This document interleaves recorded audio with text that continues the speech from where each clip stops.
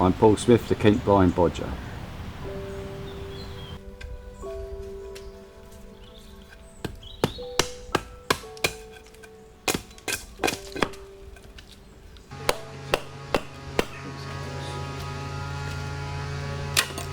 I've got a disease called retinitis pigmentosus, which is one of the 6 most common eye conditions, known since I was about 15 years old. Fortunately, it got to my age now, 51, where I can only see light and dark.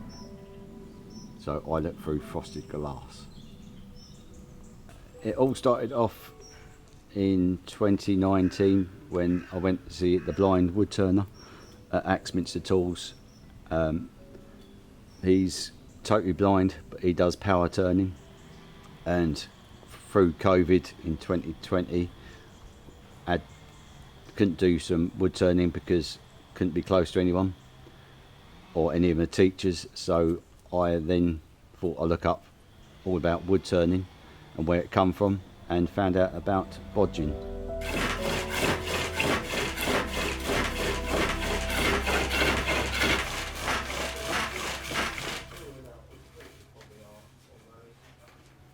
What is bodging? Bodging is green woodworking, so that's using freshly felled trees and timber and hand tools only, so no power tools.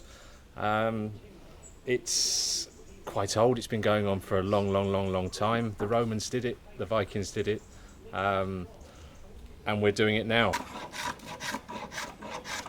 John, I've got a bit of blood on it, haven't I? Yeah.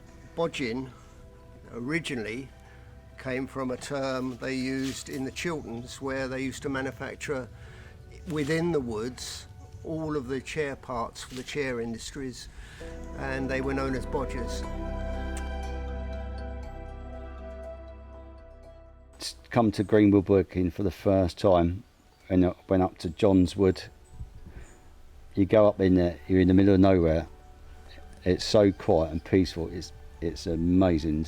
And then you get on the shave horse and you start putting, drawing a knife up and making shavings.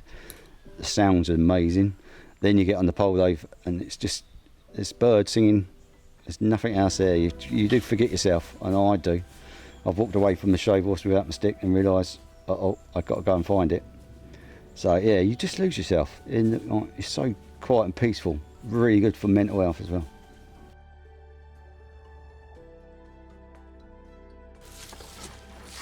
My initial reaction to Paul was on the phone during lockdown. He phoned me up. We were on the phone for about an hour and a quarter.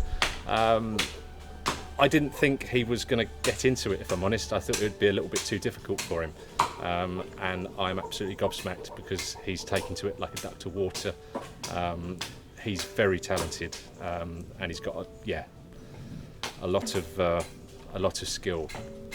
I was asked, could a blind person turn? On a pole lathe, my initial reaction was yes, it's actually the ideal medium, because you're totally in control of it. When you stop treadling, the machine stops, unlike a power lathe or a mechanical lathe where you'd have no control over that. The other thing is there is no dust, there's no noise, and you use the timber directly from the wood, so no middlemen. So it's actually quite a cheap way to produce furniture. It just takes time. Bodging, the club, meet-ups, it was like, when I first started, it was all right, the axe, I got the hang of. I used to use an axe, so I know how to use one. The draw knife, knew how to do one of them. I've used a shave horse before, but when we got onto the pole lathe, that was a different kettle of fish. From how I hold a chisel to a sighted person is totally different. So I had to relearn how to make my own holding. So it's quite hard at the start, but we're gradually getting there. By making tools what help me, changing some of the tools what a sighted person uses to make it easier for me. That's what we have to do. The group that we're in, or the club, is the Association of Pole Lathe Turners and Green Woodworkers, the APT GW. I'm the current chair. I've been doing this role for about a year and a half.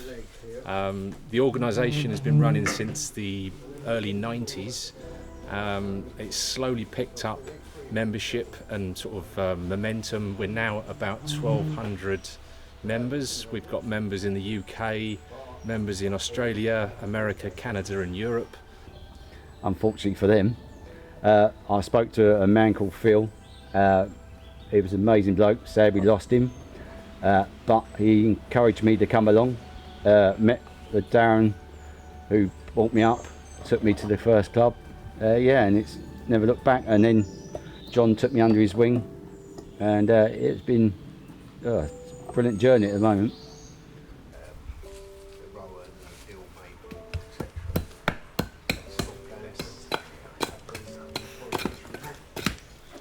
It's taught me to be a bit more patient and explain in more detail what the processes are and what you need to do. Yeah, I think it's been a good influence on me.